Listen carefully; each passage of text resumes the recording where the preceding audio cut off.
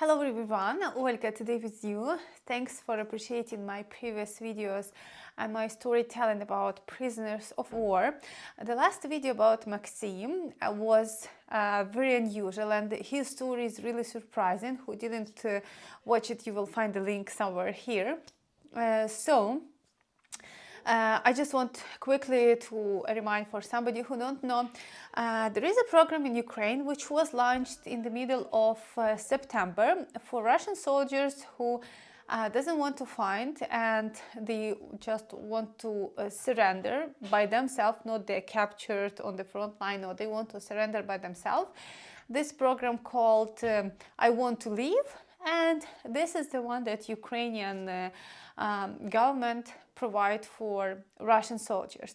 And the hero of this talk and of the previous video, this is exactly one of the guy who didn't want to fight, but his story is very unique because he actually wasn't in Ukraine at all. He was in Russia, and he decided he wanted to surrender and be captured soldiers or prisoners of war in Ukraine, and he crossed the border of Ukraine somehow illegally, and he reached to the place where he was when a Ukrainian military met him, and they bring him to the camp of prisoners of war. We discussed with you last time that those kind of people, they definitely should be treated in different way because they didn't fight, they didn't do somehow anything wrong, they surrendered from the beginning, and everybody was interested so much what would be the end of the story. And the fact that it was interesting not just for my viewers, but for viewers of all the channel of Volodymyr Zolkin, who is interviewing these guys. And that is why they made second interview, and they tell a bit more, and I want to tell you a bit more what's happening actually with such kind of soldiers and what is their future. First of all, there is a separation for Ukraine between soldiers who got captured on the front line and soldiers who surrendered by themselves based on this program. So Maxim, for example, he was afraid that his case just would be lost between case of so many captured soldiers, and it will take very long time to have any decision about that. But the journalist, he also clarified that the soldiers who surrender based on their program, they have totally different path, let's say like that. So for this guy, there is always an option. He can stay in camp until the war will finish. He can be at all free, and then he can do whatever he wants in Ukraine, for example, or he can be still returned to Russia if he wished to do so. So they said they include in the list of exchange just people who really want to be exchanged. People who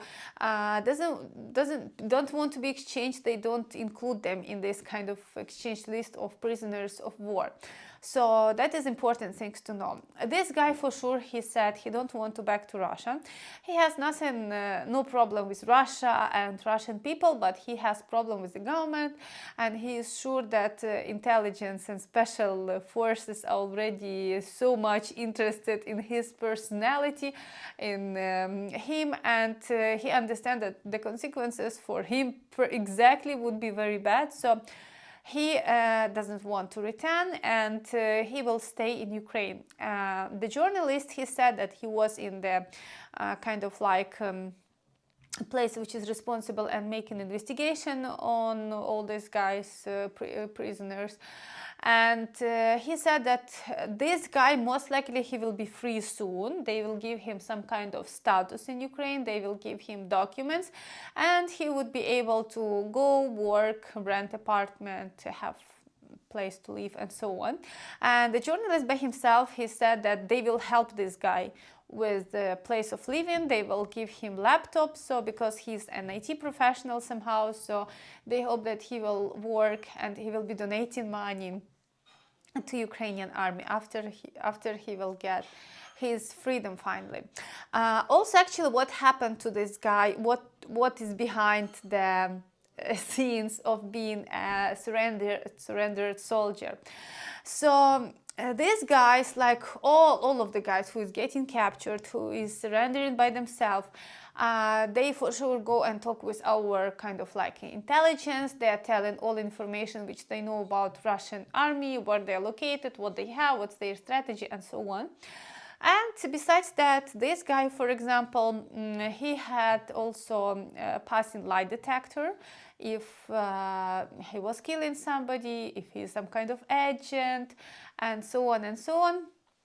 All these things he passed, and it seems like Ukrainian national security has no problem with him personally.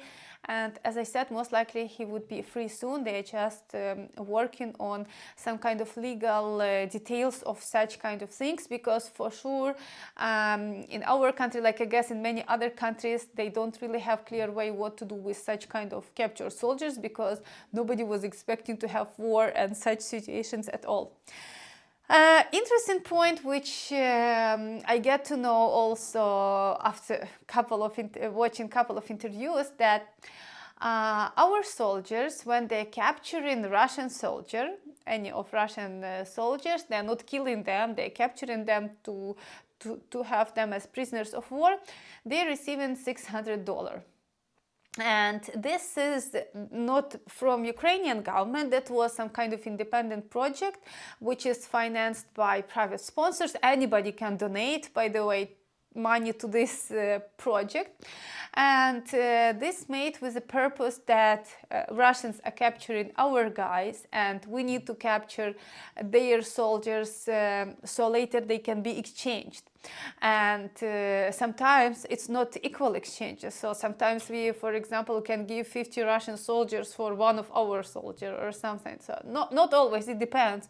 So it's all very, as I understand, personal arrangements. Very personal. There is nothing that one from this side, one from that side.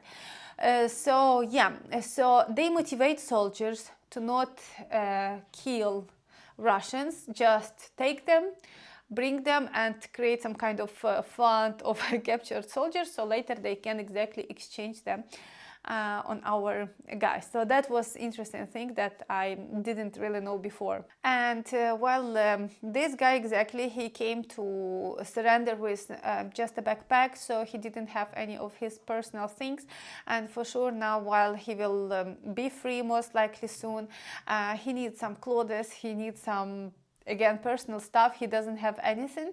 So as I said in previous videos, he had some friends in Ukraine, and one of them was some girl that he just know from internet, and he was talking to her mom, and her mom, she said she would like to buy him a warm clothes, she would like to buy him some kind of medication if he need anything, or all kind of things. So the mom of this girl, she's ready to handle all expenses for this guy. And this is, I guess, by itself is very crazy, because, you know, so it's just confirming that Ukrainians, they are open for everything. We are not people who is doing some kind of genocide like Russians claiming, or we are not people who would go and invade and do some atrocities. We are very open people, ready to help anybody, even captured Russian soldiers. So actually, basically, that was all things which I want to tell you. Hope this video was interesting for you. Please write me in the comments if you find any of the stories interesting, and if you would like to hear more stories, don't forget to subscribe to my channel to not miss anything new. Love you guys all. Bye bye.